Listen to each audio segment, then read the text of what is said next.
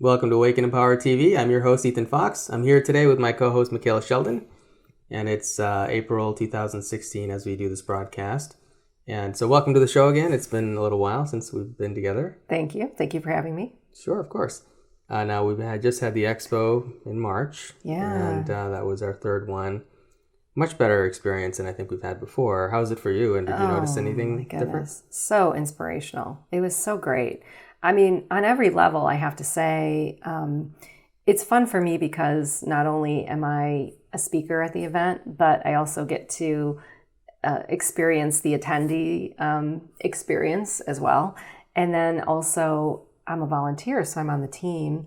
And really from all angles, it was just an amazing and very inspirational experience.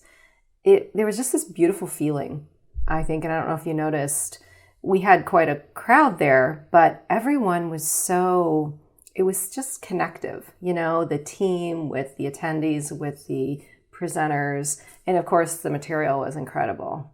So I had an amazing experience. Yeah, I obviously always running around, so I don't have a lot of time to participate in anything. Right. But I did choose the astrology of the weekend on purpose, and it did seem like a lot of people. There was just a lot of warmth and love in the air in the whole weekend. And of course, we had the 333 bowl galactivation, Tibetan bowl galactivation, which we had a full house for that one. Quite a few people there. Mm-hmm. So that went really well. Absolutely, it was just a beautiful event with Dr. Dream, and it's just fun to watch the community getting involved too, because he brings in angels, which are the volunteers, to work his different bowl stations. And it's funny, you think about it beforehand, and I couldn't really conceptualize how this was all going to come together with these 333 bowls in one room with these people. And it was just really incredible the way he organizes that, but just the experience itself. I think everyone was very touched, and I had a amazing, I would call it a clearing that happened during the event. And I think it was the sacral chakra he was working on with a specific bowl. And I had a past life memory come straight up from probably what was resistant in that chakra field. And it really blew me away. So I think everyone had a very unique experience with the bowls. Mm-hmm. We had a lot of exhibitors from out of state who came from all over the country. Mm-hmm. So we had quite an interesting variety of experiences there. And the room was pretty full this time, mm-hmm. which is great, Very interactive in the exhibit hall. That's what I liked. Every exhibitor it wasn't just walking up and, looking at brochures or things. There was something you could actually participate in or learn, which I thought was neat. So it made the exhibit hall a very buzzy, exciting place to be, because it wasn't just walking through and talking to people. It was actually having a reading or experiencing something, and everything was touch and feel and experience. So that was really cool. And you had your first private workshop, which sold out. I did. How was that it for was you? Great. It was a different format than usual, right? I didn't really know what to expect, because it was the first time I'd ever done a workshop like this. And I had downloaded some information about, what we were going to talk about and the format. But it was very interesting. We had 10 people, and it was great. There was a mix of channeled information, activations. Everyone got to participate. And what I didn't anticipate happening actually did, and that was that everyone got a little mini reading. The guides went around to each person and picked out and identified something about them. And it was in regards to the splitting of the timelines that we've talked about often, that's happening here on the planet with the third and the fifth dimension. And they identified how each person in the room was here to work with one or both of those groups in some way. So that was really neat. You had a waiting list of people who wanted to be in the class, right? I did. I definitely feel I need to do that more. I'm probably going to do it remotely, and then we have a lot of local people here in Michigan that have requested. So I'll probably do one here in another month or so. I'll list that and do one remotely online as well. Mm-hmm. That's great. Yeah. And the Westin was really nice. It was the best beautiful. venue we've been in so far. Really beautiful, comfortable. The staff was friendly. it just had a nice energy there. I liked it. Yeah. I thought it was a great all-around event, and people seem to have a great experience, still getting a lot of positive feedback from it. So, and the presenters, some of them, I was really impressed. I mean, Kevin was there, and I heard he had a pretty full room. I wasn't there, but I heard he did a pretty amazing presentation, and so he's an up-and-coming one in that field, and Marina, I thought, did a very professional presentation. Oh yeah. And so of course we had all the the other ones there too, like Laura Eisenhower and Dr. Dream and Brooks Agnew. Who else am I forgetting? Mark Romero, of course, was there. Yeah. So quite a variety. Adam Apollo. Oh yeah, Adam Apollo. Yeah, Adam was a new one on our stage, and his presentation was really amazing. Yeah. Very entertaining too. He's a very entertaining presenter. So, and he's going to be at our next one coming up this November. So, which is also going to be in downtown Detroit, another restored hotel in downtown Detroit, which is another beautiful place. So, we'll be announcing that very soon as well. So, if you'd like to buy tickets for the next one, do join us for that. And then, of course, my Lightworker workshop. Yeah, that's one thing I noticed is a lot of the people who attended were kind of in this space where they're transitioning from that third to the fifth dimension. And I met this woman, and there's so many people that came up to me that were just so grateful for the material. But I was in the elevator the last day heading up to my room, and there was a woman in the elevator, and she said, I wasn't supposed to be here this weekend. She said, a friend of mine talked me into coming, and she said, I looked at the schedule and I thought, I don't even know what this means, but she said, I was so impacted by this information. It was exactly where I needed to be. And I feel like, your Lightworker lecture in particular, I mean, you had a full house, but so many people for that material that are here transitioning timelines, Yeah, I am finding that a lot in my Lightworker program too. I've been working with some really amazing people who are incredibly gifted, like you and Kevin Ryan, but a lot of new ones too, who are just up and coming rising stars in these fields of light work. And so my lecture went pretty well, and we talked about a variety of subjects, and everybody in the audience, really, they're the kind of individuals you're talking about. They're standing on that edge, and they're trying to figure out how to transition from their three-dimensional life experience to a more fifth-dimensionally based life experience while still existing where we are. And so that was a great deal of what the talk was about, and how to merge those two experiences. So I find that that's something that a lot of people struggle with right now, especially a lot of people are in very three-dimensionally based careers, and they don't know how to move forward into something that's a higher calling for them. So my lecture was really primarily focused on that. One thing we did spend some time on, I think a lot of Lightworkers have not just Lightworkers, well, obviously Lightworkers, but a lot of people who are in spiritual circles have a sort of misunderstanding about money. And of course, my long-term background, I was really focused in the financial world and the business world. And even though now technically you could say I'm in business still, it's really not a business to me anymore. It's really more of a life mission and a calling than that. And I think a lot of Lightworkers have a hard time bridging those two realities to follow a life calling and still function within the reality that they are living within at this time. So we address that a lot, and money being one of them. And I'd like to hear your thoughts on that too. But my perception is I think a lot of people, and when I was much younger, I had a struggle with where money should be placed in a person's life. And there was a period of time in my 20s that, I was in business when I was just in high school even. And when I got toward the middle of my 20s, I sort of had the opinion that money should not be necessary. And so I very much disconnected from the idea of money and had a real internal struggle with where it belonged in my life, because I felt like I shouldn't have to charge people to do things. And it just really felt disconnected from my version of reality. And I think a lot of Lightworkers experience that. And then, of course, I continued to stay in business most of my life, although that period of time I wasn't in my late 20s.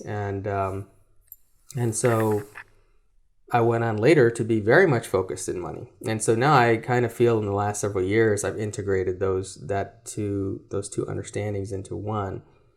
And I think it's something that a lot of light workers have not done. And so they struggle with this inner conversation of money is evil. And I personally don't think money is evil. I think a lot of quote unquote spiritual people are probably as attached to money in a negative way as people who have a lot of it and maybe very greedy with it.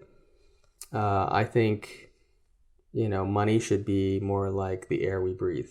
And I just talked about this at our event the other day, and that, a lot of people, they deal with money as if it's a limited thing. Mm-hmm. And so if they have a lot of it, some people are very greedy with it. They feel like they deserve to have it all, no one else should. And so they hoard it and they hold on very tightly to it, and they try to take it away from other people because they think internally somehow that if they don't, that they won't have as much as they want. And so it becomes an attachment sort of thing and a very negative thing. In the same way, I think people who may not have a lot of money, whether out of choice or out of circumstances, who struggle with it, where they are always worried they won't have enough, or they criticize people who may have a lot more than them. I think those people are just as attached to money because for them, it's also something that's an issue in their life, whereas I think the proper place for money in a person's life is if it's like the air you breathe, so you inhale, you exhale, you don't really think about it. You don't worry that, I'm not sitting here worried that if you're inhaling that I'm not going to have enough air to breathe. Right. I'm not inhaling and holding my breath thinking that if I exhale that I'm not going to have any more air to bring back in. That's, I think, how money should be. It's just a matter of our existence. It's there. It's just currently how we exchange energy with one another. And when you're overly focused on or attached to what it is, just like breathing, I'm not thinking about it. It just happens, right? And I think if everyone could be at that place where it's just something that flows in and out as we experience our life, it's just one of the laws of the dimensional experience we're currently having, it's nothing more than that. And if we could all get there, there would not be any suffering or lack of money or worry over money or too much money. You would just have what you needed for whatever you need it for, and then that would be that. So that's kind of my perception of it. And I think a lot of people don't have that perception of it, and because of that, they restrict themselves from making money. And then what happens is they can't do what they need in their life. With the organization we're running, for example, if I didn't have a lot of money to do everything we're doing, and there have been times when we didn't have nearly enough, and of course with the big projects we have coming, we're going to need a lot more to make things happen. Well, if I had a very restricted viewpoint of money, then I would not be able to do anything in the world. It would limit my ability to serve the world in as big a way as I want to do. And I think a lot of people are restricting themselves in a similar way. And as a result, they're not living up to their potential, not doing the big things they came here to do. Right. So that's kind of my opinion on it. Yeah, I agree with that. I like the way you put that because, I've obviously come across this with my clients. It's a common theme in almost all of my client sessions these days. And it's a lot of people that are coming to the realization that they have something bigger to do in the world, but they can't manifest it because they're in such fear over making that transition and how am I going to make money? But I like the way that you're saying, the air, like the air we breathe, because to me, this falls in line with the way the guides talk about it, is you're creating a frequency around money. And it's a very neutral frequency. And that's what it's all about. And I believe that the monetary system we have today, we manifested through our consciousness. And I think it's funny that it's even a physical, manifestation, that we have a paper dollar and, coins and all these things, because look at what we've created here, and the whole perception of lack, and there's a group of people that have more and a group of people that have less. That comes from our own core belief structure in the way that we've, I guess, perceived money. So the second you begin to perceive money differently is when it begins to change in your life. And I've seen that as well. I've gone through some very drastic transitions in my life, and in going from, a mainstream type of a role to a single mom who is a channel, and, having to support myself. I think there's a perception that Lightworkers shouldn't charge for their services because we know where we are and we know where we want to be, but we're kind of in this middle place right now. And so we have to bridge that reality in order to get from where we are to where we want to go. And I think that in some respects, that involves working with what you have, but bringing the higher frequency to what you have and bringing a new definition or a perception to it. And that's how it's all going to change.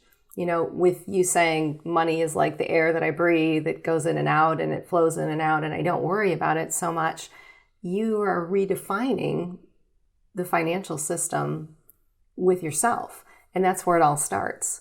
So imagine if everyone were to start functioning in that way. Money is like the air that I breathe. We're going to manifest a new monetary system or a system of exchange or whatever that may be, because there's a collective energy here that we have to consider, but it starts within. Yeah, I agree with you. I think that obviously the reality we're living in is a reality that collective consciousness manifested. So we're responsible for it. We can't necessarily just blame the people at the top who are doing what they're doing. Now, to a great extent, they are manipulating the collective consciousness through marketing and through various conditioning and TV news program and TV shows, movies, everything. But we're all responsible for what we pay attention to. Mm-hmm. So we don't want that reality. We shouldn't be watching those TV shows, right. And we shouldn't be watching those movies, or at least watching them consciously. So we don't make that part of our reality. Mm-hmm. And I do agree. I think it's our attachment to those things. It's the negativity and the emotion that's attached to those things, which obviously has been that way on purpose, is what's perpetuating the suffering. But if we could get to a point where the collective consciousness could just treat money as air, then all those limitations would go away. Right. Right. Well, even when we talk about manifestation, a lot of light workers out there who are wanting to jump into this new space where they are working with their gifts and, knowing that they're of service, are often blocked from the abundance that they need to do it. And it's because they've imprinted a definition of money within their structure energetically. And that's what you're talking about, when you see money as bad. And, those of us who are highly conscious, we know the stuff that's going on is not good. And so we equate that with money. And and it might even be on a subconscious level, we know we need money. We know we want to support ourselves and our children or whatever that may be. But when we have that perception and we imprint that in our structure, it's held in resistance so that we can't manifest the stuff that we need because we're not aligned with it, with our frequency and with that energy, because we have to match it. Mm-hmm. Yeah. Yeah, I agree with you there. And another thing that you mentioned that I'm finding happens a lot, and within my Lightworker program, I work one-on-one with Lightworkers for several years to help them to work through all these issues and launch them out in the world in some field of light work. And, one of the things that I find is the biggest limitation that a lot of Lightworkers come up against that prevents them from fulfilling or to stepping into their life purpose and mission is fear. And I find that a lot. I've looked at, part of what I do is I look at their astrology cycles and everything, and I've looked at so many astrology charts of people who should be very successful in the material dimension, and yet they're not. Some of them are sleeping on their parents' sofa, and they're too old to be doing that at this point. Not that any experience is good or bad, but they could be doing some big things in the world. And when I talk to them, it always comes back to fear. They are afraid of taking that step forward. And yes, I think we can't totally blame anyone for that, because if they were raised in an environment where that was perpetuated, and or they didn't have the most supportive relationships or the right psychology when they were growing up, then maybe they weren't able to overcome those beliefs. But ultimately, that's always seems to be what it is. And I think a lot of people's viewpoints and their expectations of themselves are too small. And when they're too small, the obstacles seem insurmountable. Whereas when you make them really big, it seems like somehow it shifts you out of that same mindset. So for example, if all you're thinking about is, how am I going to launch a career in light work where I'm going to make enough money to support myself, that's a different kind of vision for your life than saying, how am I going to do something that's going to change the world, right, and affect the lives of millions of people. When you move to that level, then suddenly the little petty challenges you're thinking about how to pay your day-to-day bills don't matter anymore. And if you can move yourself to that high level of participation in your life experience, your personal needs will all take care of themselves, because those higher goals are going to be way beyond. And so you stop worrying about what you need to pay your bills or what you need. You're starting to think about much higher aspirations. How am I going to improve the lives of millions of people around the world? How am I going to leave the world a better place, having been here, than if I didn't do these things? And so I think that's the conversation that a lot of light workers are not having. And so when I work with them one-on-one, that's one of the first things I do is to set that expectation for themselves, that instead of just thinking about how can I survive and be happy, what if my life could impact the happiness of millions? Then what would that look like? Right. I think it sort of shifts you out of your day-to-day suffering over little things, Yeah, I agree. That's interesting, that something that's been coming up over and over again with my live channels as well as my clients. People ask, how do I access my inner truth or my purpose, and how do I access my gifts? And the guides always say your perception of yourself is key, because oftentimes we look outside to all these teachers and we say, oh, well, they're going to show me the way, when you manifested that teacher to show you something about yourself. You match energy all of the time.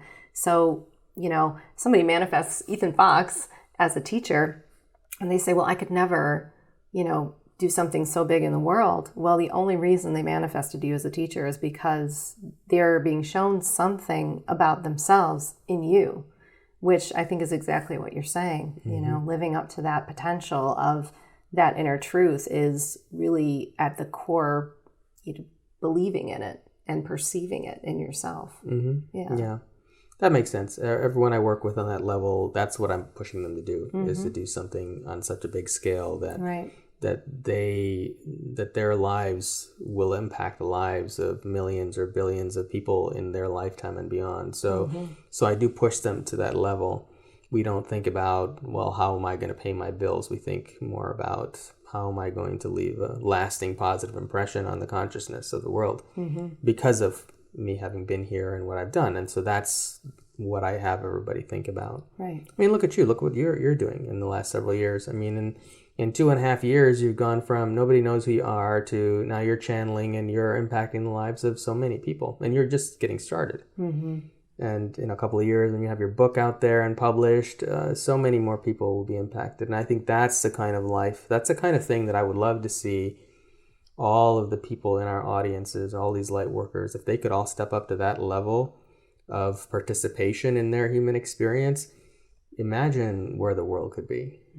I think you're so right, though. And, I credit you because obviously you helped me, to pull all of this together. But having that focus of a mission is so important. And, something that comes up a lot is programming, and how we've been programmed in the third dimension to place the focus outside of ourselves and talk about fear, all this stuff that we've been programmed, taught, religious teachings, things that our family taught us that are keeping us held back.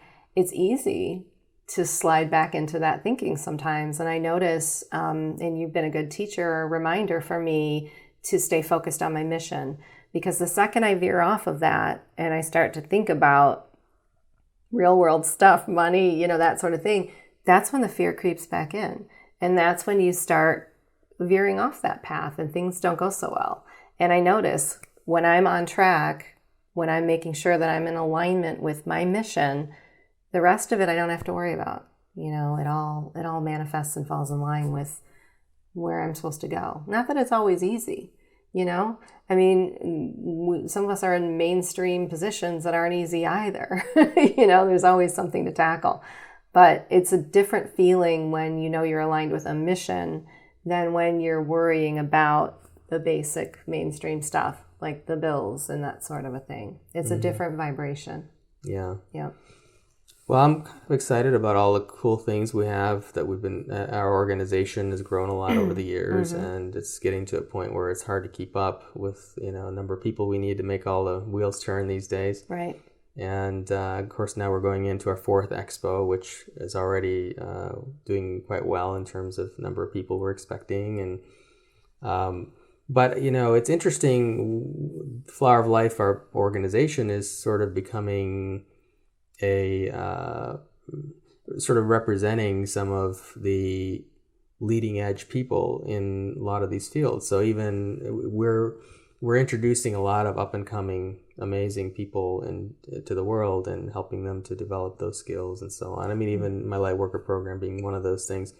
I have some amazing people in the program nowadays who are, I think they're all going to pioneer very revolutionary brand, new revolutionary fields of light work that are unique to each of them, which I'm really excited. I mean, a lot of them are very early in their stages of development, but in the next few years, we're going to have the opportunity to launch the careers of some absolutely amazing people out into the world. Mm-hmm. Oh, so. I've seen it with my clients too. I mean, I could cry. Sometimes it's so beautiful, the things that the guides identify that they already knew and in some way they were working on. I mean, there's just amazing stuff going on with so many light workers on the planet. So yeah, when this all comes to a head and begins to manifest collectively, you can just see, that bridge where we're, walking from the 3rd to the 5th dimension. And the guides always say we're in this 4th dimensional transient space.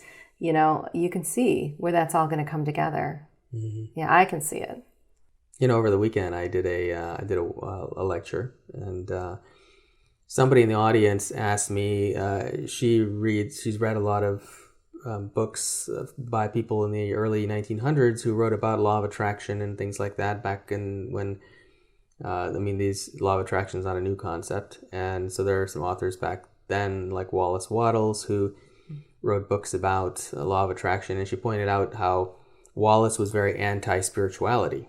And so she wanted me to explain, well, how is that possible that he was against spirituality, but he talked about manifestation and things like that. And so I think that's an important subject to discuss because, and it kind of connects back to our earlier discussion about money. Because I think a lot of people, and even you as a channel, and I am probably going to ask this question when we channel later, which is, I think human beings, we need to understand that we all have egos to some degree or another. Some are very strong and dominant, and others are not so much. But everyone has some degree. And in some cases, it's very minimal, and it doesn't really interfere too much with our perception of, what we receive. But we're all connected to the universe to some degree. And to the same degree, but our ego filters out that information. So I may be as connected to universal consciousness as you are. And yet, if my ego is that much more, then I'm going to filter the information that I receive from the universe through my own perceptions of reality. And those perceptions may be from childhood conditioning. Maybe I was raised in a household where where I was taught money doesn't grow on trees, don't waste it. Or or you don't deserve that. And so I grew up filtering this universal consciousness that tells me that everything is abundant and infinite and I can have whatever I want, to money doesn't grow on trees and I can't have it because I don't deserve it. And I think a lot of people have this perception. And so when you listen to a lot of new thought leaders and a lot of quote unquote spiritual teachers, some of whom have varying opinions about the same subject. Some may say, oh, channeling's not good, or others may say, what I do is good, but what you do is not good, or I can't charge for this because we're moving into a fifth dimensional reality. I think that when you have that kind of an opinion, all that's happening is you may still be connected to universal reality, or universal consciousness, but your own perception of reality filters that information. And so that may make you have a different opinion one way or the other. Not that the opinion itself matters. What matters is, are you struggling internally with it? It's fine if somebody says, well, I'm going to do this for free. And we actually have a lot of programs that are free and are donation-based, and our local events are all donation-based.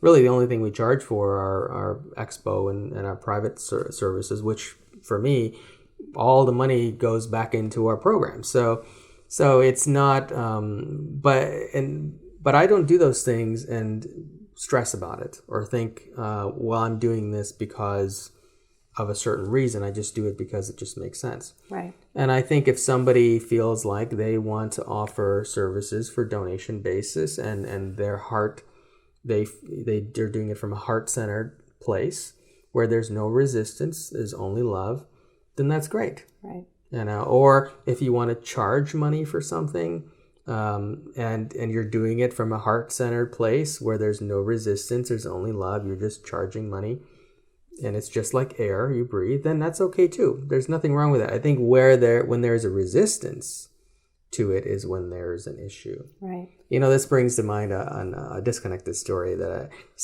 because I interview a lot of people on my show and I know a lot of people in these movements, I get asked a lot of times about what do I think about this person or that person. And so not that long ago, because I've channeled with you a number of times Jesus and Mary Magdalene, somebody sent me a message about there's this couple in Australia, I think it's Australia, who are claiming to be Jesus and Mary Magdalene. And so they sent me the video and I took a look at it. Sure enough, I suppose if I were to think what Jesus and Mary would look like, they look like they could be Jesus and Mary,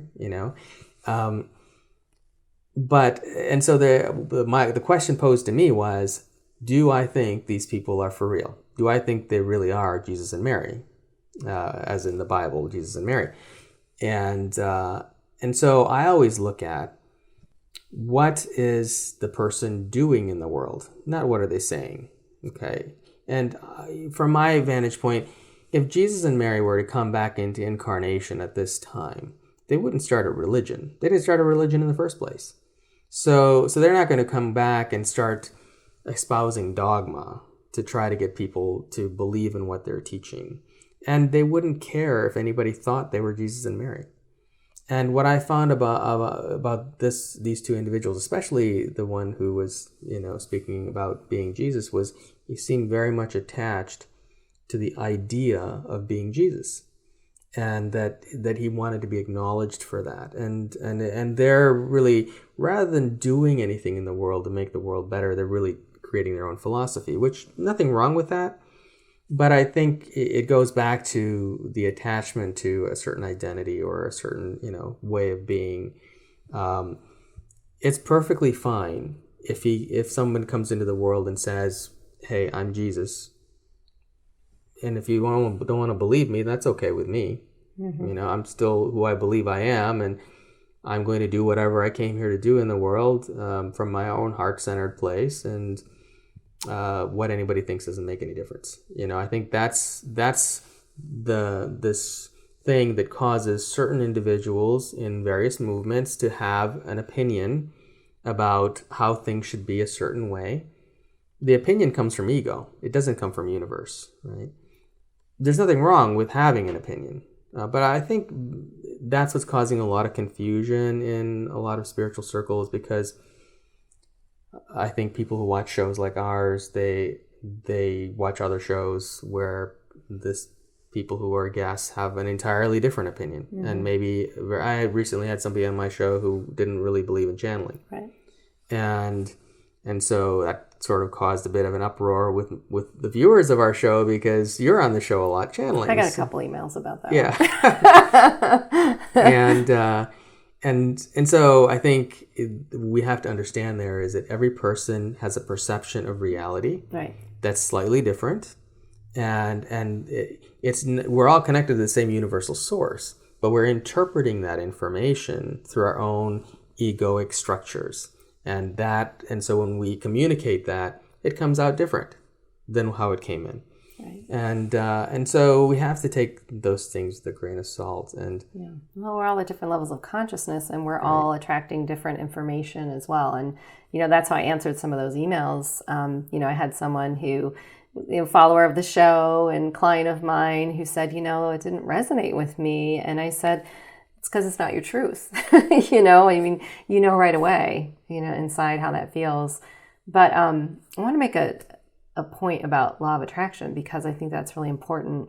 And the collectives that I work with have been talking about the fact that we are birthing a new form of manifestation on the planet, which seems a little controversial because we're all so attached to the law of attraction, which I don't think is really going to change at the basic universal law level that it is.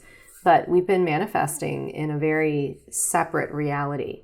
And the guides often speak about the mental, physical, emotional, spiritual bodies. And they've been taken offline in a way that they were meant to work cohesively. And our minds have been the ones that have taken us in the wrong direction many times. And so as we're walking this transition, what's happening is our structures are changing and adapting to a new form of collective manifestation where there really is no lack. Because when you're manifesting singularly, you're always going to perceive into lack. Whereas a collectively based manifestation, everyone manifests the best of the best for everybody, and there is no lack. So it's interesting that that's where I feel we're headed, and it aligns so much with financial abundance. So when you have someone who's not charging, you don't know where they're at in their consciousness, or, of course we're talking about ego here, but they could be aligned with the 0 point frequency in such a way that they are supported by the universe in other ways than financial, coming in for their services. We don't know, right? Everyone has a very unique timeline and a very unique reality. Someone else may need to manifest their abundance through charging for their services, and that's just the way it unfolds for them. So we can't judge, one experience from another, but we have to understand that everyone's at their own pace in this transition, right? Yeah, and I've had the same thing over the last several years. Mm-hmm. We've been trying to get this expo and the organization off the ground, and it's been very financially challenging for quite a few years. But the universe supported me in doing what I was doing in other ways. Yeah. So whereas I didn't have the money to do the things, people showed up and helped. So, we have this amazing volunteer team of people who work out of the goodness of their own hearts to make everything happen. And what would that cost in labor if we had to pay for that, Mm-hmm. So that's all part of abundance and this expo, we had a lot of positive compliments from the presenters about how well it was run, and that they were surprised that it was all volunteer run. And the only way that's possible is if you have heart-centered people who are doing it and who are getting joy out of being there. Mm-hmm. And so the abundance can take place any number of ways in our lives. And I think everyone's lives, it shows up. We just don't pay attention a lot of times. Mm-hmm. Yeah, and you can see that as the model, of where we're heading. Mm-hmm. I really feel like our monetary system is going to be completely changed and reversed in the coming years. And it's going to be less physical. I just took a trip out to I was in Tulum at the ruins in Mexico, and they were talking about the Mayan cities, and they had the big open area of the market where people would come in, and it was just a big exchange, of goods and services. And I just thought, wow, that's exactly where we're headed back in time, to this form of exchange. But we can't do it when we're holding on in resistance to this physical form of money, right? And noticing that when we're grateful for the abundance coming in other ways, we open our perspective to how the universe can support us. Right. Yeah. Yeah, we have to just stop worrying. We really have to stop thinking about money, period. Yeah. Let it simply exist or not exist, and stop thinking about it so much, and I've had struggles with that at many points in my life too, but I think when it boils down to is, if you stop thinking about it and it just becomes the air you breathe, then it just takes care of itself. And then you don't have resistance, and we can really move toward a much better financial future and a better financial structure or financial system, which I see that happening anyway. Another thing that I think is important, because now we have all this, election craziness going on in the U.S., right? The usual drama that's around the whole presidential election. And I think a lot of people think that by voting in somebody else are really going to change anything, and really that's obviously an illusion, because ultimately it's the collective consciousness that determines who's in office. Right. So if we're not happy with who's running the country, then, not that the president really runs the country anyway, but if we're not happy with who that figurehead is, then it's not going to be remedied by voting in somebody. There's no point in voting for somebody. We really have to change the collective consciousness. And so long as the collective consciousness is very low, then we're going to keep getting insane leaders globally, not just in the U.S. One thing that I think is important to consider, and it's a concept that probably not a lot of people thought about, is I think that for a long time we're probably going to have leaders in the world. I don't think leaders are going to go away anytime soon, because not everybody wants to stand on the edge and represent a group of people. And so they're always going to be leaders in some sense in every area, and at least for the foreseeable future. But I think the difference between where we are now, which is a highly unconscious society, global society, and where it could be a much higher consciousness society in terms of leadership, is we now have leaders who are very much focused on themselves. Getting back to the whole ego conversation earlier, right? When they decide on what to do with their people or their following in their country, they're very much focused on what they get out of it, or what their opinions are, or they're not really speaking for the people. And I think what happens is, as consciousness evolves and as our consciousness collectively continues to evolve, we're going to get to a place where you can have a leader who represents the people that they lead, but at the same time, the leader is actually speaking as the collective. So where you have, for example, you channel a lot of collectives, and in those collectives, there's always a leader who stands up as a representation of the collective. But they're not speaking from themselves. They don't have ego. They're not saying, I am going to say this. They are speaking as a voice for the whole collective. Right. And there is no resistance or separation between who they are and who the collective is.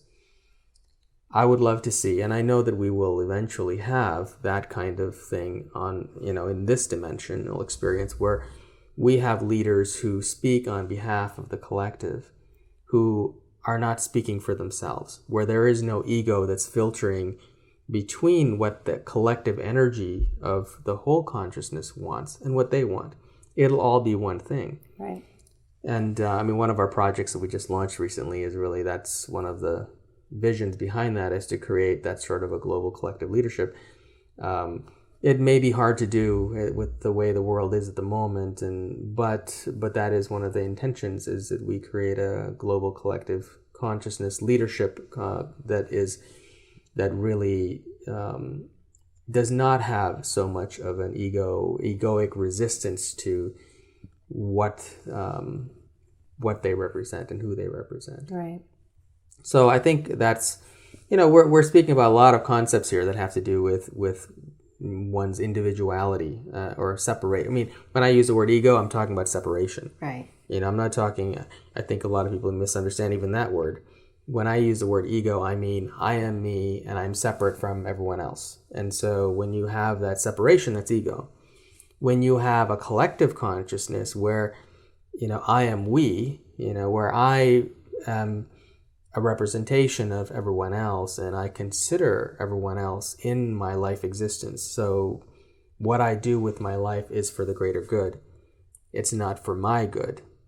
Then I think we have a society that's moving toward a more ego-less direction. And in that society, we don't have financial issues. We have free energy. We have people taking care of other people without, like you said, the market experience that the Mayans had, where you don't have societies that are, I'll give you this if you give me that. I'll just give you this and because I want to, because by giving you this, I give myself that as well. But you don't really think of it as giving myself. You just give it because your heart calls you to do it. Right. It's not a conditional thing. And you're not even thinking that you get benefit out of doing it, even though universally it's not possible to not get benefit because everything in the universe is always in balance and harmony. Right.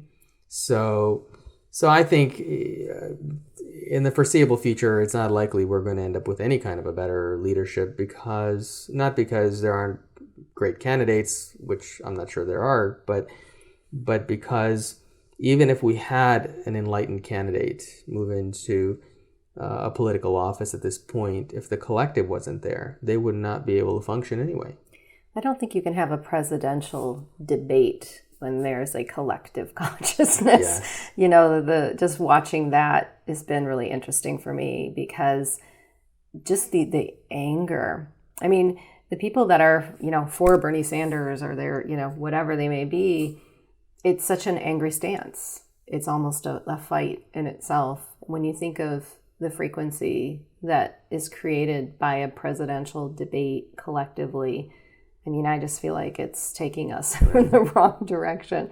But that being said, I think there are signs in this debate that show the movement of the collective consciousness in the right direction. There's been some things that, messages, I think, within the debates that we've never heard before. Disclosure and, things like that have been brought up. And I think that's interesting. So it shows we're taking incremental steps. But I agree. I just don't see that a presidential debate could fit within a collective consciousness because there would be no debate. Yeah, exactly. That makes perfect sense. Mm-hmm.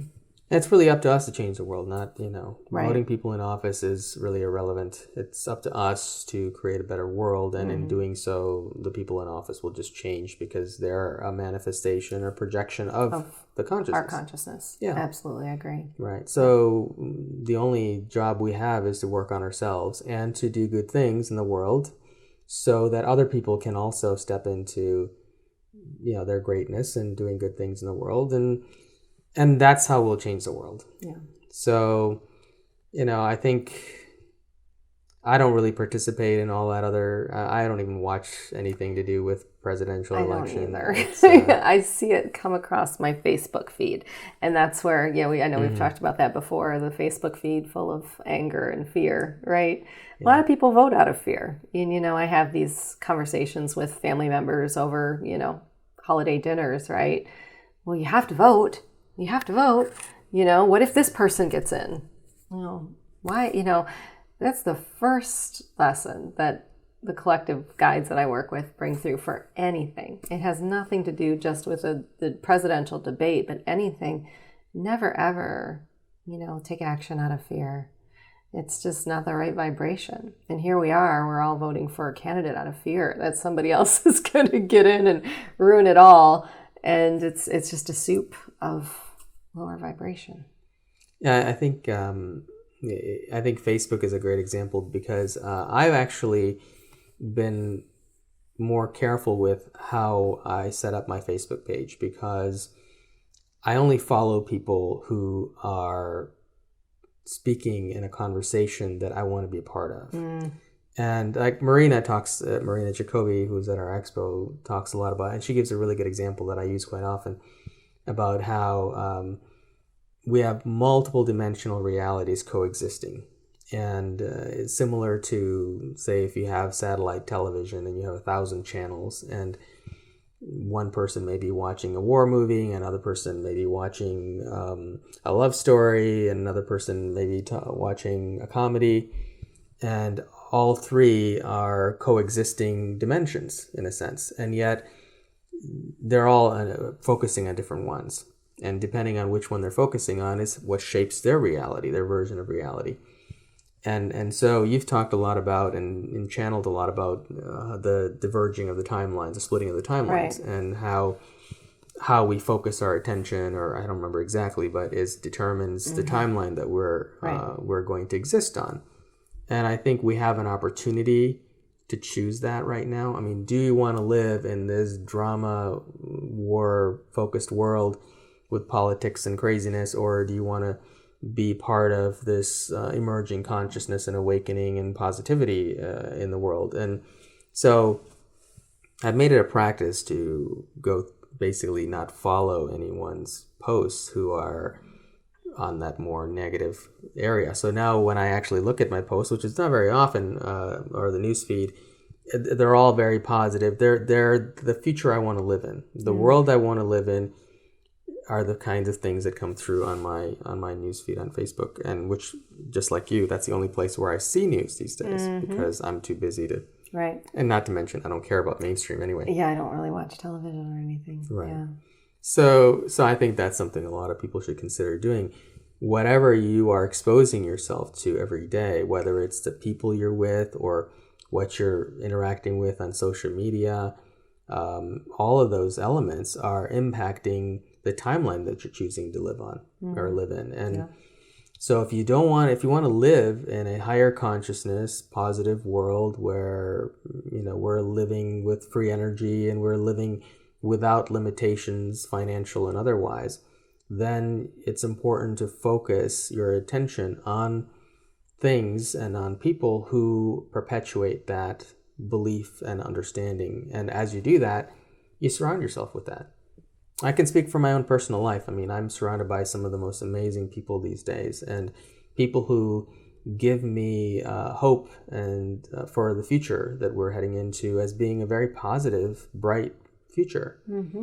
And yet there are so many people out there who live in totally the opposite world. Right. And to them it's as real as my world is real to me. So which world is real?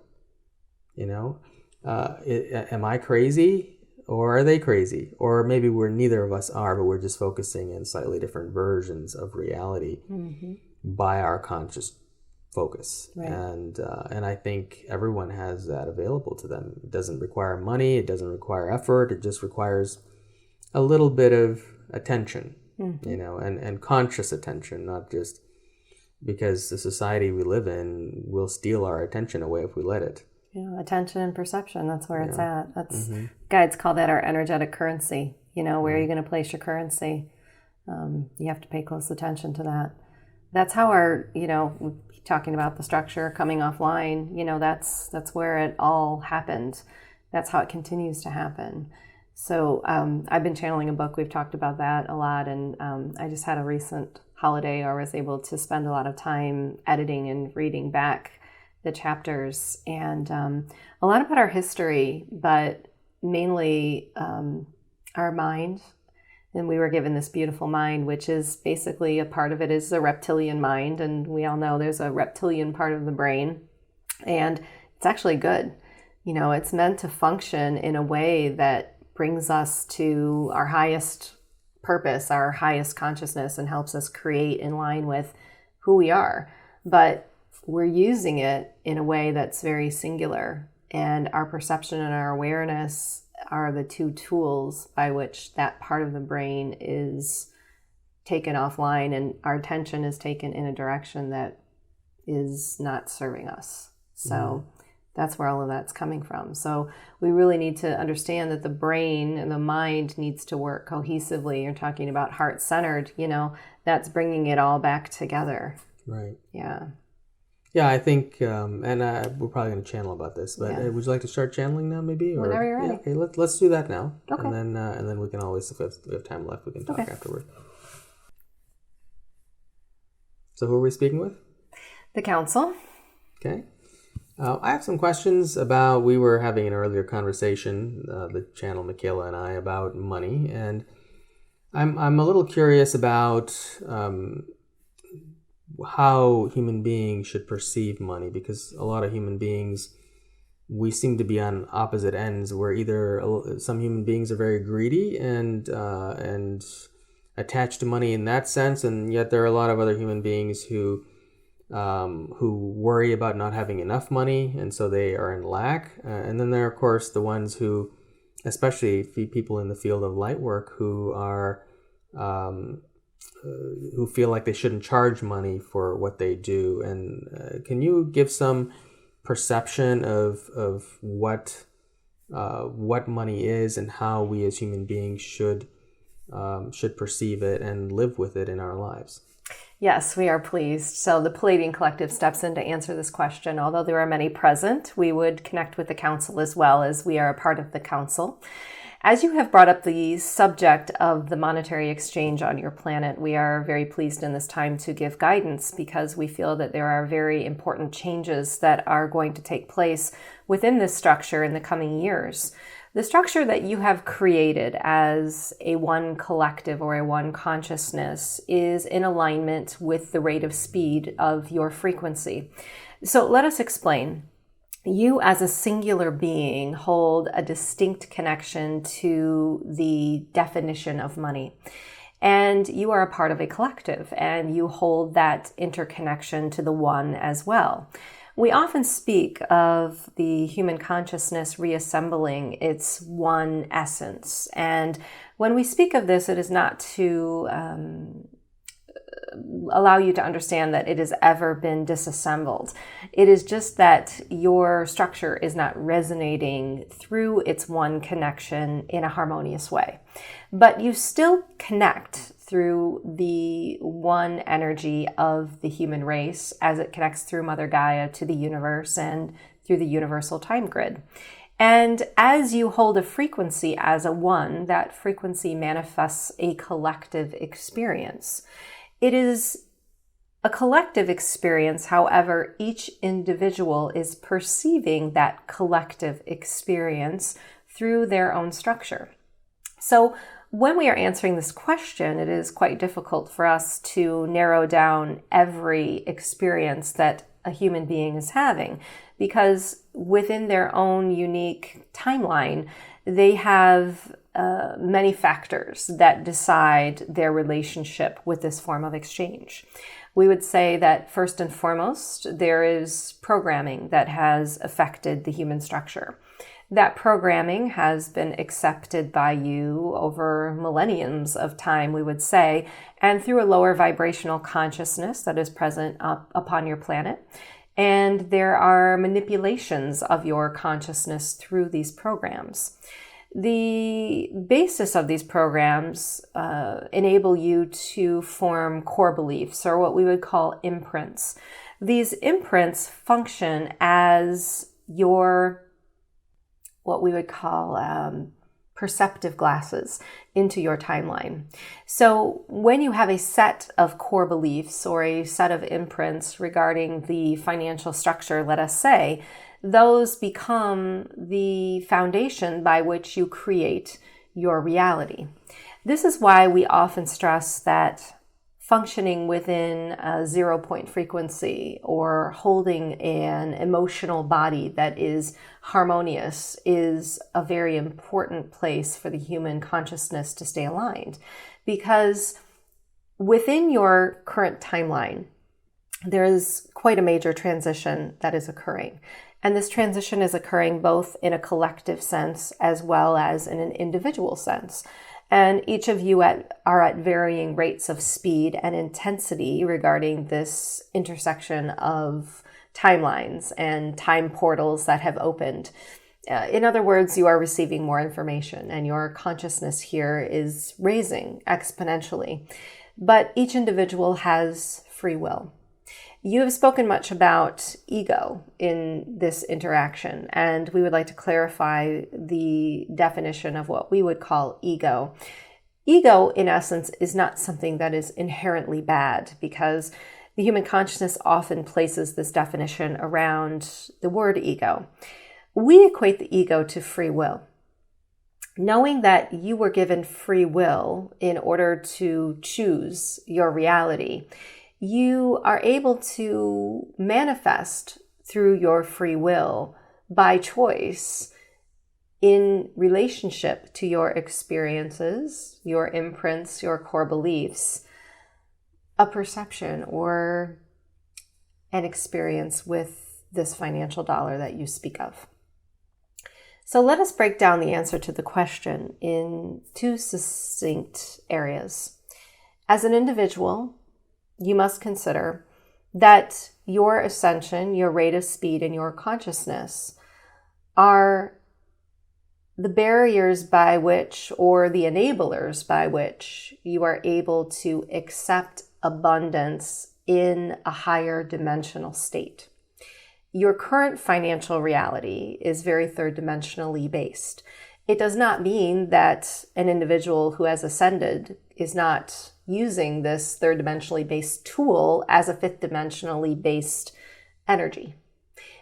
This is the bridge you are walking. So in other words, if someone is of higher consciousness and they are receiving abundance through the form of the monetary dollar, it does not mean that because it's third dimensional, it is a lower vibrational energy exchange. It becomes, through your own imprint, a definition of abundance in relationship to the dimensional reality that you are holding. Also, we would say, as a collective consciousness, the same thing is happening, but it is on a grander scale. There are imprints that are held as a collective one being, and those imprints are the soup of every individual's perception and core beliefs and imprints coming together as one. And this holds a dominant frequency as well. This becomes the manifestation of your collective reality. So to put it simply, human beings may be functioning at different dimensional realities than the collective experience that they are perceiving. In other words, you may be bringing third dimensionally based tools and forms of abundance with you into a higher dimensional reality and using them through your consciousness as a very beneficial tool. This is how we see the human consciousness evolving. But we first alluded to a major change that we see happening within the financial structure on your planet, and we wish to speak of this further.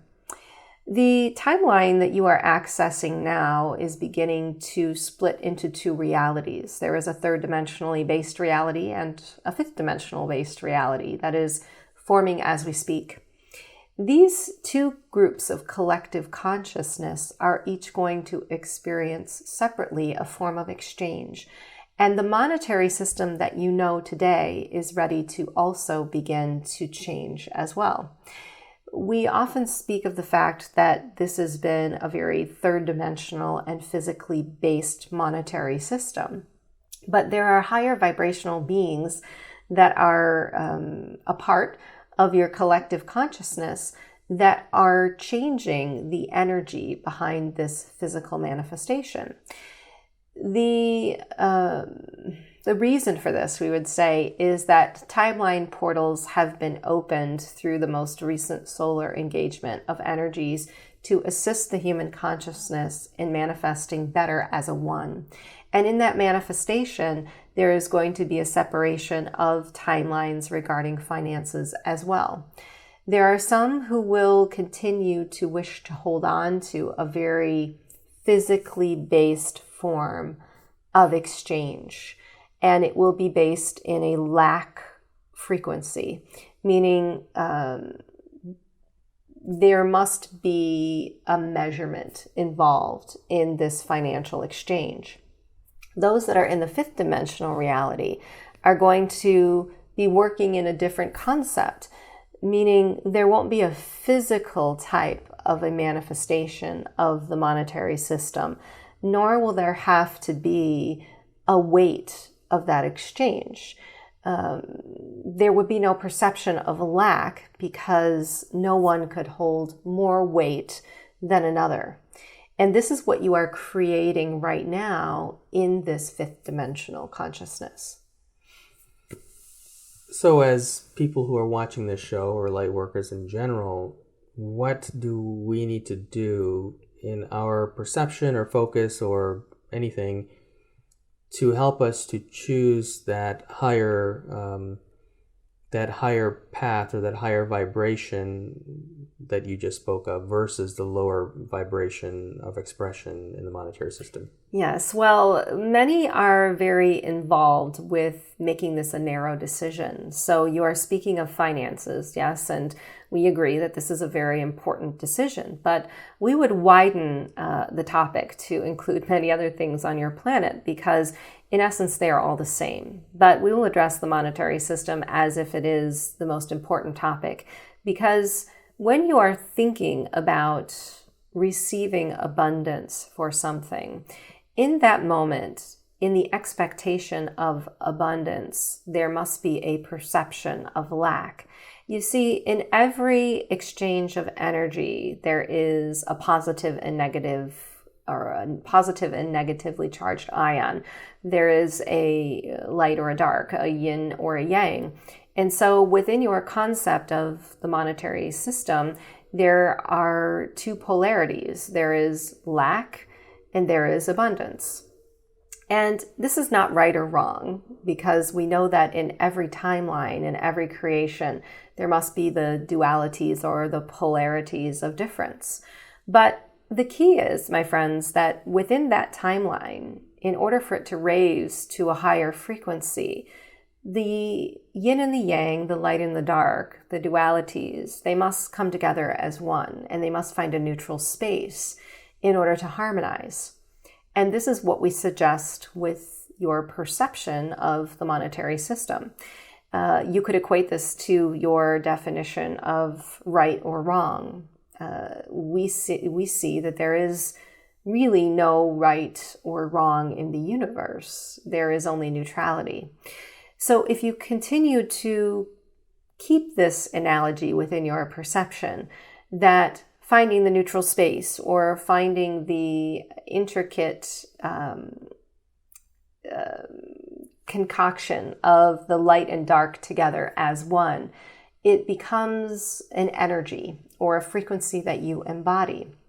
We like to use the word trust because we know that many human beings rely on this word for their interexchange with the universe, that they must trust that the abundance will come.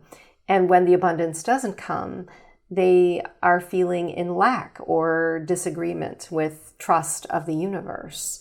But you see, my friends, there is abundance in all things. And the human consciousness has been very focused on one form of abundance, being your monetary system. So when that monetary system or that receiving of that money is not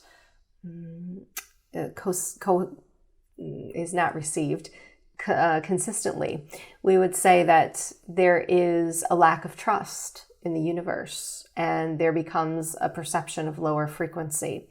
But you must open your minds to how the universe provides for you in other ways.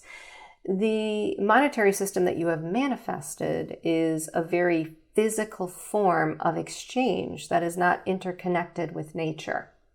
And we would say that the very basic form of abundance that the human consciousness is heading towards is equal to nature. You may call that the love frequency. We would equate that to the love frequency as well. But when you perceive into the abundance of nature, you cannot see a financial system that is run in a physical sense. You can only see abundance that is unending and infinite. So we would give 2 recommendations. We would say that always be aware of your frequency and how you are holding frequency in relationship to abundance, and that you are not heavily weighted in one area or another, meaning you are not heavily weighted in the energy of lack, and you are not heavily weighted in the energy of abundance. You are in a neutral space by which both exist and combine together as one in what we would call the essence of trust, which for us we are representing as a word related or connected to source. Also, we would say, in addition to your frequency being in line, you should also understand that abundance has a much wider term than just your financial system or your monetary dollar. It is nature in its highest form. And that abundance comes energetically in the relationships that you have, in the exchanges that you have with another, in your connection to the earth, the sky. It is food on the table. It is the music that you play or that you've listened to. In everything there is abundance. And when you begin to perceive abundance differently, you can manifest abundance in the way that it is most aligned with what is needed for you to access your highest good. So let me clarify that a little bit so I make sure I understand and make sure that our viewers understand as well. In a lot of new thought or new age circles, there's a lot of conversation about attracting abundance.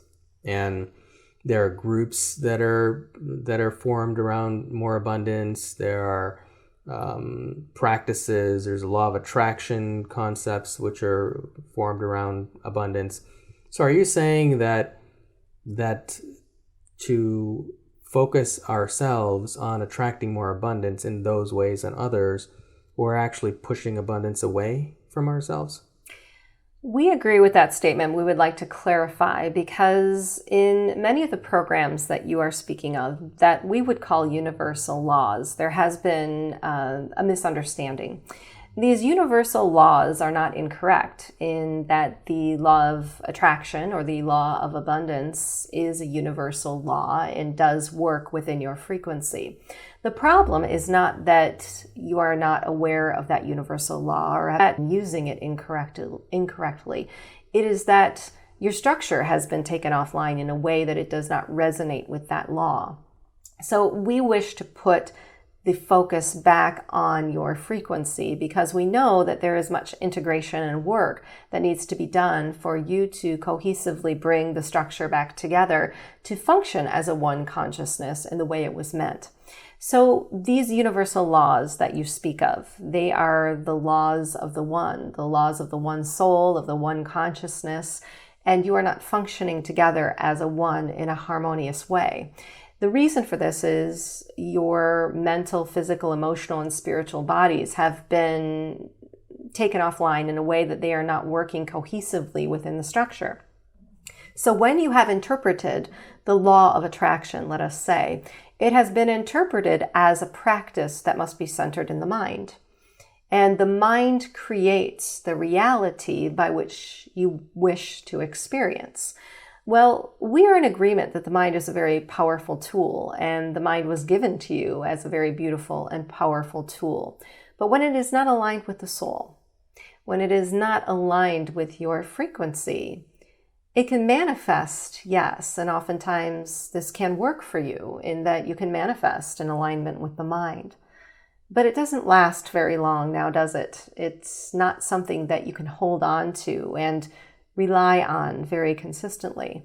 And that is because there are fleeting times in which the frequency is aligned or heart-centered with the soul and with your consciousness, not only as a one, but within your individual structure. We often talk about the emotional body, and we place much emphasis on the emotional body regarding manifestation. The reason for this is we wish for human beings in this time who are still reintegrating part of the structures as a one together to remember that the basis for all magnetized abundance becomes your frequency, that your emotions are the tool by which you vibrate. And yes, we believe that the mind is very intricately involved in this process because the mind can create emotions for you that manifest as frequency.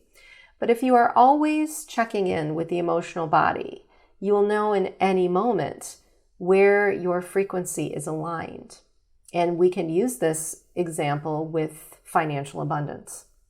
So if you are feeling upset or angry or perhaps fearful that you are not receiving the financial abundance that you require, in that moment, regardless of what your thoughts are, your frequency cannot be aligned with matching that abundance. And you must understand that changing your frequency, even if it is not in regards to financial abundance, will be the catalyst for you being able to achieve what you are wishing to manifest. The reason for this is frequency in itself, it does not have to be imprinted the way we have spoken of earlier. You have imprinted energy that you hold within your structure. Some of that imprinted energy is held in resistance, and some of it is held in memory. But your frequency is always changing in every second. It is what we would call the fluid creative energy that you hold in any moment to tap into a new reality.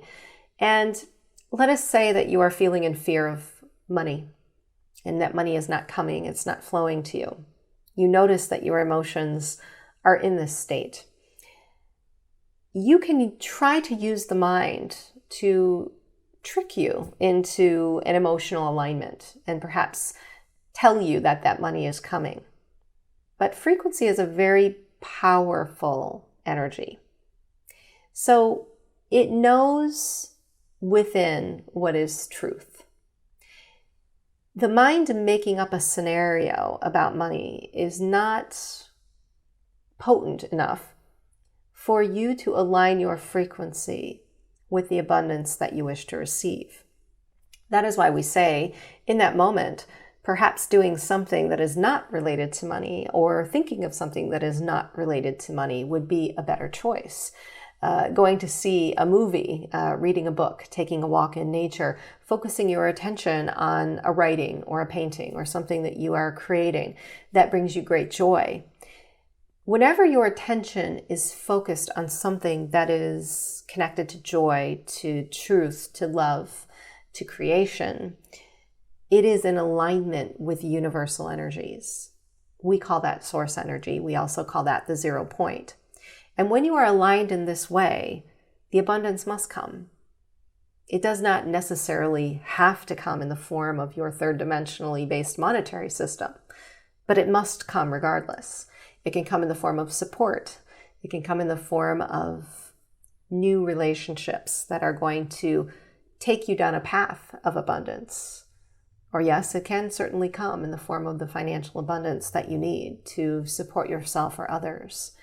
But when your frequency is aligned with inner truth, when it's aligned with joy, when it's bringing you to happiness, to peace, that is when you are aligned with abundance.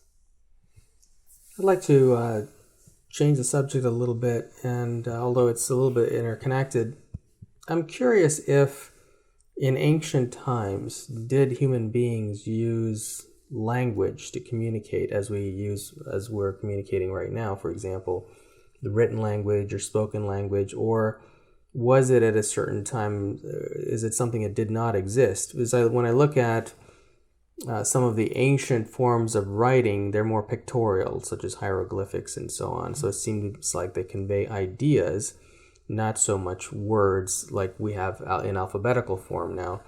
I'm wondering if if language is something that only has developed in more recent times in our evolution, and is language in any way connected to the evolution of the left brain and the ego, more of a dominance of the ego and a male-centered society versus more of a balanced society, and to further that question, has language disconnected us from universal consciousness? Yes, so I have the Phoenicians who come in for this question and are very pleased today to present this exchange. So yes, we are in agreement that in ancient times, the hieroglyphs represent a very distinct form of communication. They held within them a creative energy, and this is one of the most important aspects of that timeline. You can see that the words were not concrete letters or sounds. In other words, they held images. There was a creative source of frequency in that exchange. But it goes beyond what you may see in the hieroglyphs, because we would venture to say that human beings have lost much of the history regarding its human consciousness. And this human consciousness that you know of today has been reorganized and genetically modified in many forms. So your history as it's been presented is not correct, in that language in itself at first, as the human beings were created outside of many of the dimensional wars that were taken place before your planetary being was inhabited, was telepathic in exchange. The reason for this is that there was a higher dimensional consciousness that was present here. And that higher dimensional consciousness was made up of a variety of different races and beings that held a purpose here. And that purpose was to create a new form of light, a new form of beings that would inhabit this planet. It was a beautiful time of expansion in which everyone was coming to be involved. And in that expansion, there was a structure that was formed, and that structure was one of 12th dimensional energy, and you have 12 strands of DNA that align with that 12th dimensional energy. In the 12 strand DNA genetic, there was an internal communication portal, we will call it, that still resides within you today, and it is a telepathic exchange with the universe. Many of you recognize within the inner structure of the pineal gland that there can be visions and inner sight and knowings and connections with others. And this is how you rediscover those parts of that telepathic energy. The vibration of sound came next, and we want to talk about this for a moment because many of you perceive the vibration of sound as created by man, when in fact, the vibration of sound is held in your nature. There were many portals of energy that were open on the planet in the time of your creation, and your nature is multidimensional. It is a part of all of the planetary energies coming together as one, meaning when you look at your nature, you often think of it as being very unique to Mother Gaia. And in fact, it is genetically modified to be very connective to her. But it started somewhere, and it came through these time portals from other dimensional realities to ground here and to expand here into a new and beautiful sense of earthly energy. And this is where the vibration of sound began. The vibration of sound is a multidimensional energy that came through these time portals and now resides as your nature, your earth structure. This vibration of sound was used acoustically by many of the beings on your planet to relate to one another, meaning messages were sent through nature, and nature was used as a portal to interpret collective energetics and make collectively based decisions. But what happened is there was a cataclysmic event that is something your history books do not acknowledge. And this was a day in which the poles were reversed and your Earth sun reversed its position with the third sun. And in this timeline, there was a dimensional reality that was shifted and changed. And it brought a reptilian consciousness onto your planet. This reptilian consciousness in itself is not negative or evil, as some may think, but the reason it came was it was dissected from its collective nature. The same way that the human consciousness was always a one, but has not harmonized together that way, this is a similar occurrence, meaning the reptilian consciousness was no longer harmonizing as a one, and as such was not able to create and further its own race. There was a splitting of timelines in which part of this reptilian consciousness knew that it needed to find a new vibrational space by which to take ownership and hold itself in a reality for its own further expansion. And it chose Earth. You have a beautiful part of this reptilian consciousness within you. But what has happened over time was that this vibration of sound has been manipulated in many ways, and you've been disassembled from your one collective consciousness into a singular focus. This singular focus required a form of communication, because now that you were disconnected from the one, there was no access to these earth portals and these vibrations of sound that held you together and helped you to telepathically exchange. So the mind became the catalyst for the language that you now hold. And we would say that the hieroglyphs became a part of that language, but it was interpreted through a new vibration. And that vibration was not harmonious to you and continues to not be harmonious to you. The reason for that is it is not native to your DNA. It is native to a mental capacity of the reptilian structure. You see, the reptilian structure is holding a very beautiful and intricate connection of the mind by which it creates. The reptilian consciousness is not necessarily needing the connection of the heart chakra as a portal or the interconnection of the mind with the soul and the body as the human structure does. And with this reptilian influence came a language that was based in the mind. So the vibrations and the tones and the sounds that are used within your native language on this planet are held more in a mental structure that is not allowing you to reform as a one consciousness and remember that telepathic exchange through nature. So when you are using this language to date, we would say that it is holding you in resistance of your own ascension. But we do not say this to put you in a state of fear, because many would think, well, how are we to reverse this? This is quite saddening to us that our own language is holding us in resistance of our ascension. We would like you to understand that your language is also a third dimensionally based energy and a concrete physical energy. It is not something that cannot be overcome or risen above with your vibration and your genetic code. This is what we see happening on your planet, is as more human beings are focused within themselves and reconnecting to Earth and to others, the language here will begin to modify and change. The tones that you use currently are very short. They are very abrupt, and they are very, we would say, poignant in their tone. These tones are going to begin to soften. They're going to begin to elongate. They're going to become one more with nature and the fluidity of nature.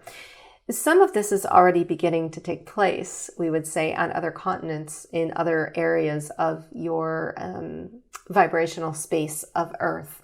And through the integration of the one and portals of timelines that will be opened, there will be higher vibrational beings that will be assisting your planet to merge this language.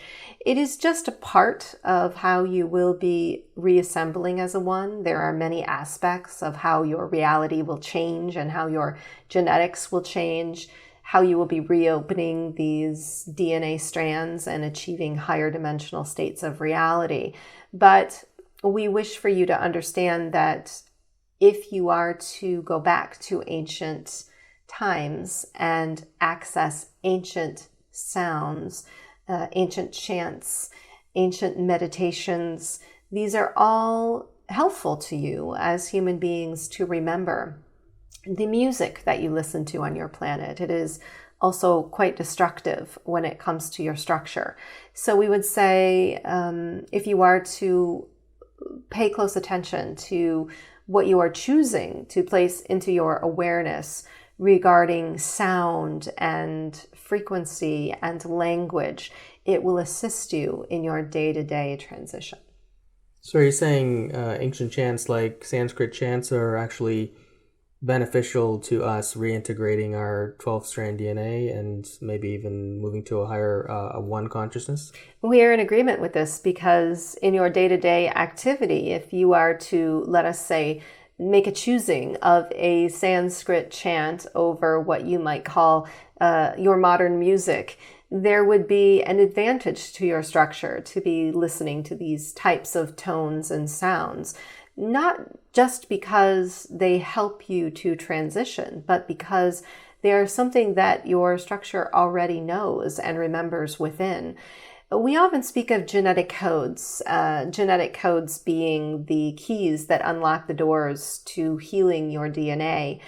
Think of these types of tools as genetic code facilitators, meaning they become a part of your reality in how they open you to the remembrance of yourself and your true nature.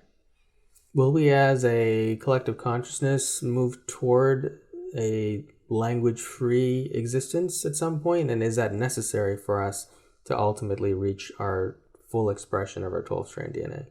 We would say this is quite possible, although we do not perceive this happening in the near future. As you are transitioning into a fifth dimensional reality, what we want to explain is that fifth dimensional reality holds within it the potential to rise above the language that you have developed over time as a collective. So the language in itself does not need to change in order for you to ascend. But what happens when you do ascend is that the language follows, meaning the more that you are integrated into this fifth dimensional consciousness, the more language will change and the more you will choose different tools of language. As a one collective, we are a ninth dimensional energy that is speaking to you currently. In that ninth dimensional energy, there is no need for a physical body, nor is there a need for a physical language, because there is a telepathic exchange of the one, and everyone intersects through their soul as a one collective. But in the human reality, you have chosen physicality. And we believe that this is not a lower dimensional experience at all, that physicality does not need to be represented as lower or less than this ninth dimensional space, because where you are headed, you will begin to choose your physicality and choose your oneness. You will begin to perceive each other as the one consciousness and exchange with each other telepathically, but you'll be able to choose a physical exchange as well. If you have ever experienced another human being that can speak multiple languages, let us say they speak Italian and Spanish and English and Portuguese, and in the moment they have the ability to choose whichever language feels the best to them in the moment, or whichever language would best be interpreted by another. It's very similar in the fifth dimension. you begin to open access portals that allow you the information and the knowledge to choose. And in that choosing, the very third dimensional tools that you manifested begin to change as well. So we believe that your language will change in the fifth dimension.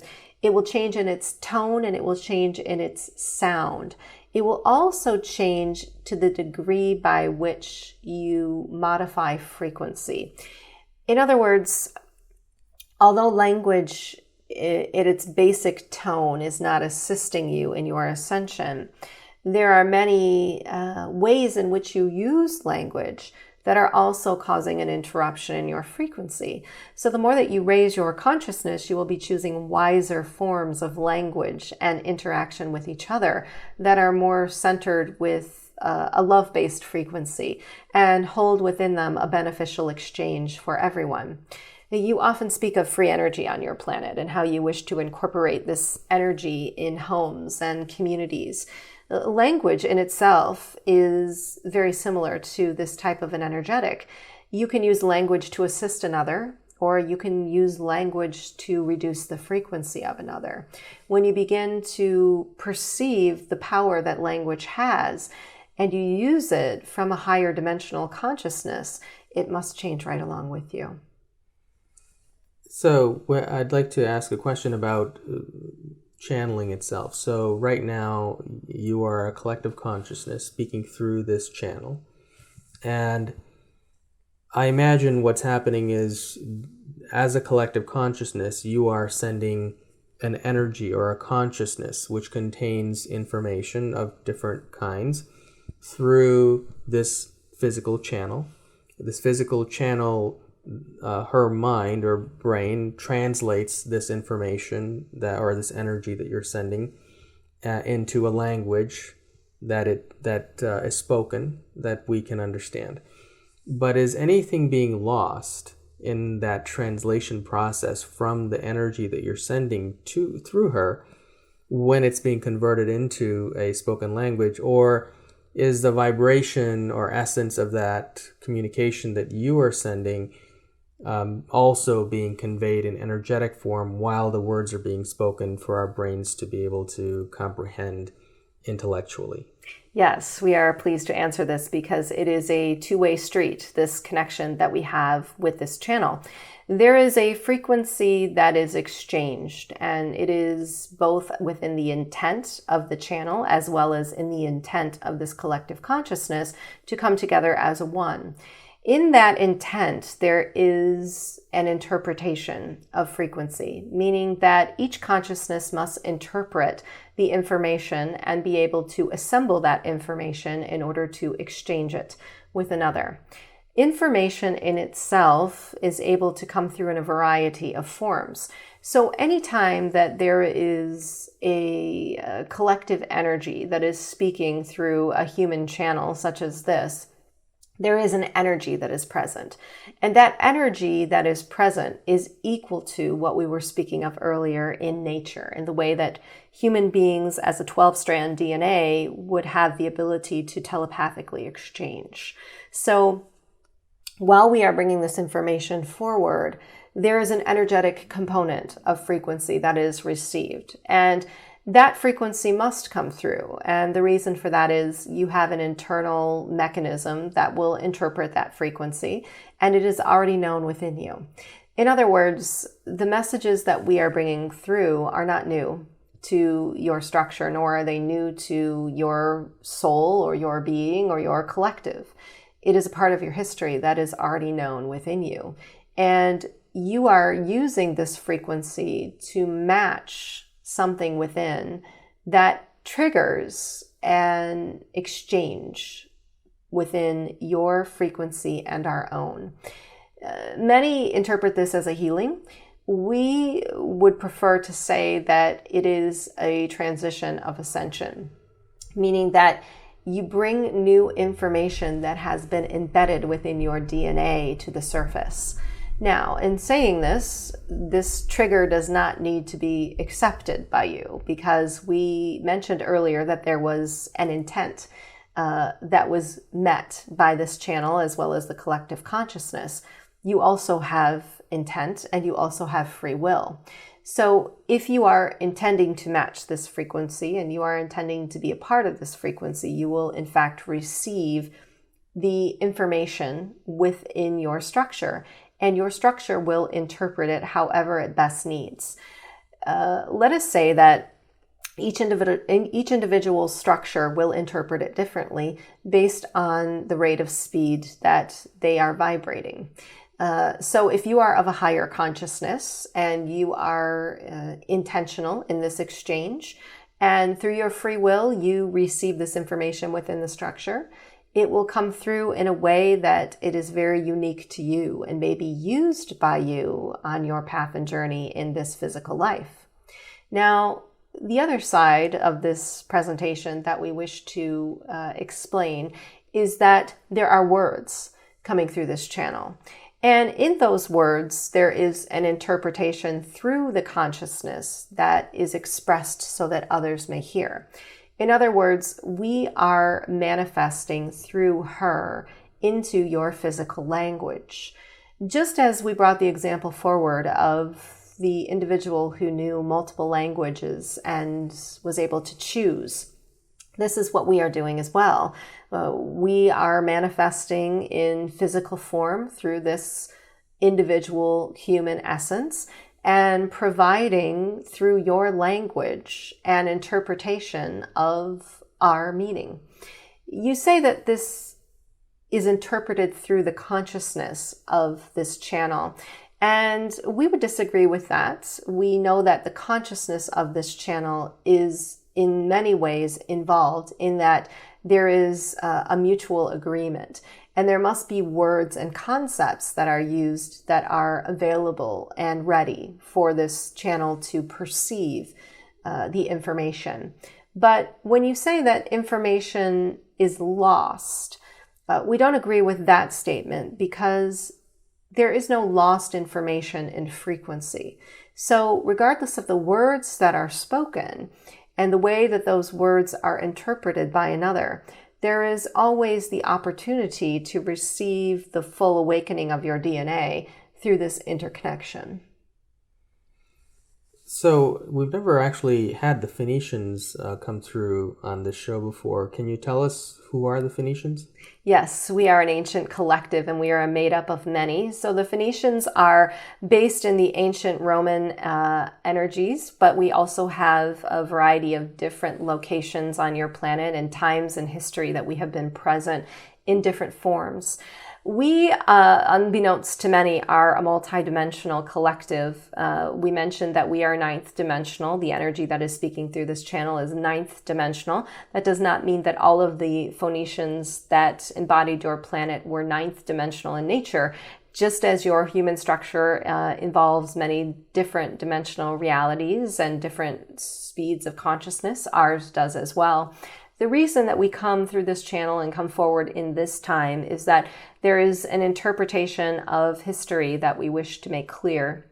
And that interpretation of history is about your creation and how you are re-embodying the essence of the multidimensionality of all of the beings that came forward in the time of your creation, and beginning to reassemble your DNA in alignment with those dimensional realities and those beings. We also have a distinct interpretation of your language and vibration on the planet, and this is something that you have spoken of in this interaction that we have been pleased to engage in, because we know that there are many who are not interpreting the energies of the planet or the frequencies of the planet correctly. In other words, there are grid lines and there are core energies within your mother being, which is a living, breathing being. And the measurements of your Schulman resonance is something that is of great discussion. We have been an intricate part of the understanding of how this resonance comes together and how it continues to evolve and come together. We are way showers of the ascension timeline as it connects to the universal time grid and in relationship to the time portal of Mother Earth. We consider her one very large time portal within the universal structure, and her essence and her vibration is very intricately aligned with the universe, meaning her vibration and her resonance affects all of us. And so we are here in this time to help the human consciousness to better understand how to keep her vibrating at the highest speed, and how that is beneficial not only for the human consciousness, but for the ascension of all races. One thing I've been noticing with a lot of light workers that I've been working with in the recent months is that a lot of them, even some of them, are significantly older in age, and they are struggling with this internal knowing that they felt that they should have done something more meaningful with their life, or something more in alignment with what they feel they came here as a soul to do in this physical existence. And yet they've never pursued that path. And it's usually out of fear of pursuing something. And I'm wondering, light workers who have come into this physical experience to follow a certain mission or life journey, when they choose not to do that, whether it's out of fear or some reason, do they have walk-ins that take their place to fulfill that mission in this physical existence? This is Jeremiah stepping in to answer this question, very pleased. So yes, we want to speak about the soul level because we have been speaking much about the collective energies of the planet, and we know that it is important that you remember as a soul that you do also hold a very unique energy, and that energy must manifest through your physical experience. And many of you came in order to fulfill a very specific assignment, but we don't wish to make that assignment sound so profound, because many on the planet, first and foremost, are creating resistance around their own assignments. When they, as you say, get to a certain age and they realize that they are not perceiving themselves as the light worker they wish to be, this is not often the inner truth that is aligned with Source, because when you came, you made a collective agreement, yes, with a collective energy that you would come and in some way serve the global consciousness. But if you did not realize what that was, it doesn't mean that some of that assignment was not achieved. In other words, let us say you held a third dimensionally based position, and let us say that third dimensionally based position was a teacher, and that you are perceiving that you should have been the spiritual teacher, but you were the third dimensionally based physical manifestation of a teacher. It does not mean that you did not serve the energies well in that third dimensionally based energy. It's just that you may have served them quite differently. So you speak of walk-ins, and we do want to talk about this for a moment, because there are some who, because through their free will, they realize that they must receive assistance in their assignment, and their collective assignment, choose to enable another soul to embody their physical essence. That is, yes, a possibility that happens often on your planet. But it is not something that is done because there was a failure.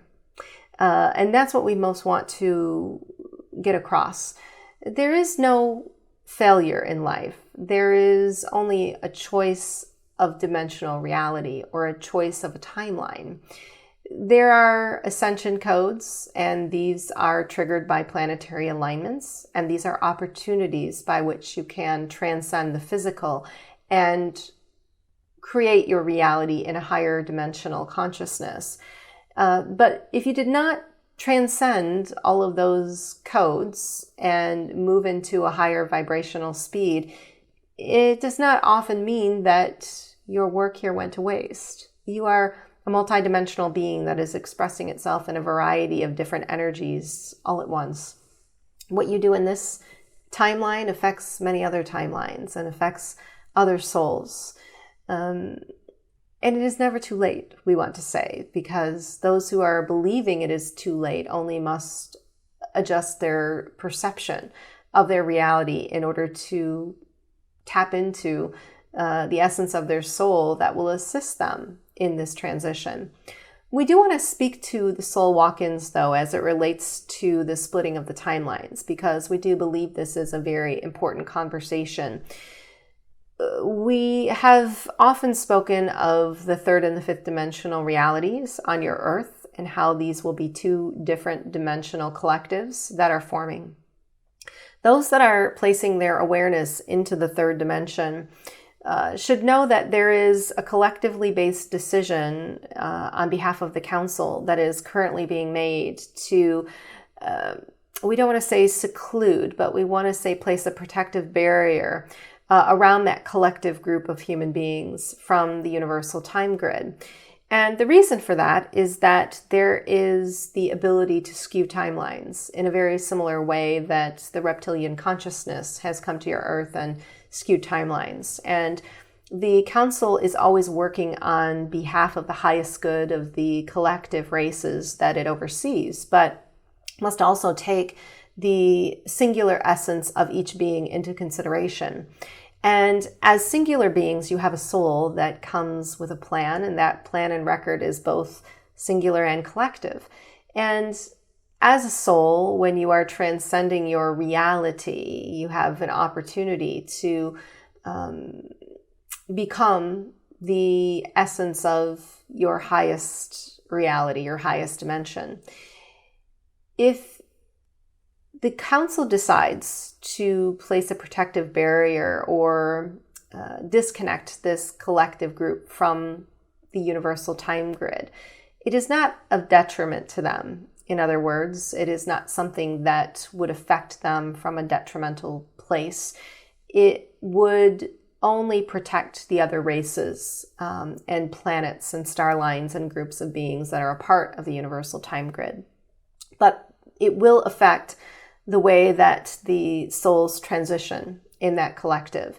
And when you speak of walk-ins, we would say there will be many that will be walk-ins, soul walk-ins of that collective, or that will be reincarnated, meaning they will come back again to embody a physical life because they will need to make the transition from that third dimensional reality into the fifth in order to be able to perceive their work in a higher light and perceive their collective mission in a higher light. I'd like to speak with the Phoenicians again. Yes. Is there any general message you'd like to convey to our audience as we conclude this session today? Yes, we are pleased. We want to relate this message to your earth energies and your earth frequencies. So Mother Gaia is, as herself, a living, breathing being that is connected to you. And we often speak of the fact that your structure, your core, your operating system is not functioning together as a collective one. It has been very singularly focused. And this has been the impetus for the human collective lowering its vibrational consciousness. The reason for this is that your oneness, your human collective as a one, is also connected to Mother Earth. She is a living, breathing being, and every part of her is connected to your structure. So when you are focused in the singular, it becomes very easy to take your structure offline through physical means. And those physical means become your air, your water, your soil, your nature, your food. And many of you are aware that these have been modified in such a way that they affect your genetics, your DNA. Many of you are on a plight to reverse this, and you are making it quite physical. What we wish to remind you is that as Mother Gaia raises her frequency, you have the opportunity to accept this new frequency and raise your own. This is the catalyst for how this physical means of interruption of your structure will discontinue. Because the more that you embody a one connection with Earth, the more you will remember that connection within yourself and you will forge it with another. It is a step-by-step process by which the soul becomes reunited with the one. And so we are recommending in this time that the earth portals are honored and revered. And we do see that the magnetics here are shifting and changing. And there is a reversal of your poles, of the magnetism of your poles that is currently happening. This is not to put you in fear. This is in your greatest good. This new magnetized frequency and energy is going to bring more connection to your cosmic home, more relationship to outer communication and telepathic exchange. So the more that you are opening to this and not in fear, the more that you begin to heal yourself and others. And we are very pleased to be a part of that interaction. Thank you. Well, thank you. That was different collective than before. Yeah. They came through once for me recently, but they've been coming through now in public events. Yeah, they did come through for you, and very interesting group. Yeah. Well, thank you. That concludes our time together today. So thank you all for joining us for another episode of Wake and Empower TV with my special guest today, Micheila Sheldan, and who's also my co-host on the show. Join me next week for another show with another incredible individual who's standing on the leading edge and changing the world.